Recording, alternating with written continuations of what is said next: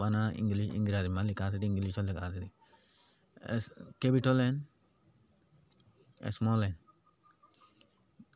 Capital গো আছে small গো সুড়ো গো ডরা তোর গো সুড়ো হাতর গো এন হলে N double E D L E needle needle মানে মুছ N double E D L E needle মানে মুছ N double E D L E needle মুছ N A I L nail nail মানে জলই এন এ আই এল নীল মানে জলই N A I L nail nail মানে জলই এন ই এস টি নিস নিস মানে বাহা এন ই এস টি নিস মানে বাহা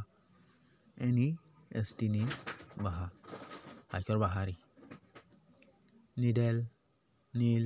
নিস এন ডাবল ই হইবা D L E needle needle মানে মুছ নীল নীল মানে এন এ আই এল নীল মানে জলই এন ই এস টি নিস মানে বাহা হাইকর বাহা আসসালামু আলাইকুম রহমতুল্লাহ বরকাত বুঝিয়া যাইলে আশা করি সুন্দর থাকবে লাইক দিয়ে কমেন্ট করে নহরাইবা সাবস্ক্রাইব করিবা আসসালামু আলাইকুম।